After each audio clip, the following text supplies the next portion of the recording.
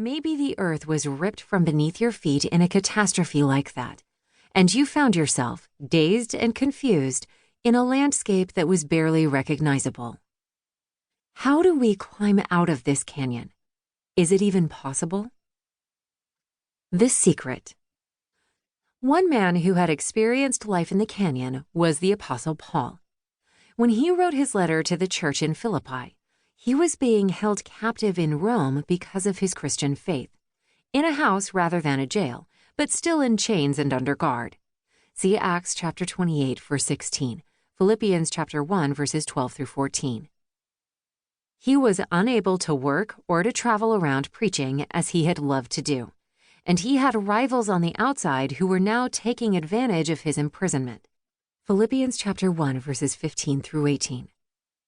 Not to mention that becoming a Christian in the first place had meant a significant loss of face, loss of reputation, loss of status.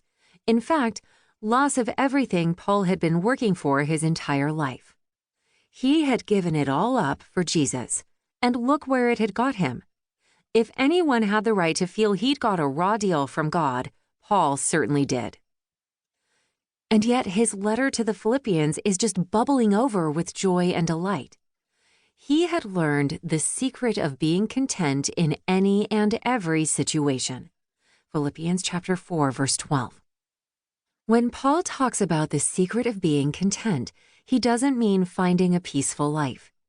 He's not picturing the kind of contentment exhibited by a well-fed cat curled up by the fire purring, or by an old farmer leaning on a gate, gazing across fields of waving wheat and healthy herds, or by a baby burbling happily in her cot, unaware of the storms of life raging outside her window. These are wonderful visions of peace and security, moments of calm in a difficult and stressful world. But we know that they'll only ever be short-lived. The contentment that Paul speaks of and exhibits is much more lively and active than that. It didn't cause him to sit back and let life wash over him. No, it motivated him more than ever to speak and write and sing about Jesus and his wonderful life-changing power.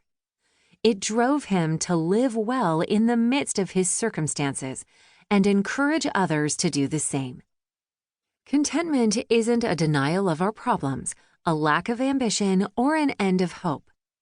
It is not about looking on the bright side, or finding what the title of one book memorably calls the splashes of joy in the cesspools of life. I'm single, but I get sole control of the remote. Or, we're childless, but we get to go on holiday in term time. Or, I'm bedridden, but hey, I never have to do laundry. Even when our bright sides are altruistic, my lack of a family gives me the freedom to minister to the needy in my community. They will eventually leave us burned out or wanting more if they are solely our human efforts to distract ourselves from our pain or make the best of a bad job. Christian contentment is much more hopeful than this. It is the fruit of the joyous discovery that whatever our circumstances, Jesus is better by far.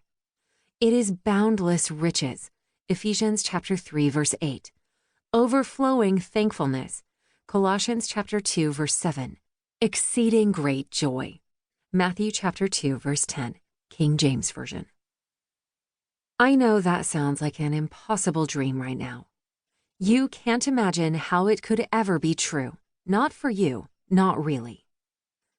I hope in the following book to convince you that it can, and to point you to the hand and footholds on the wall of the canyon with which you can climb back up to find it.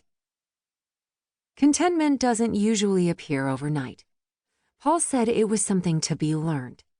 The 17th century Puritan writer Jeremiah Burroughs described it as something we can and should become well skilled in. The Rare Jewel of Christian Contentment, page 19. Before we turn to some practical tips for how to train our hearts and minds in this skill, though, we need to start by addressing the big core questions that our hearts start to ask when we can't see God's hand at work.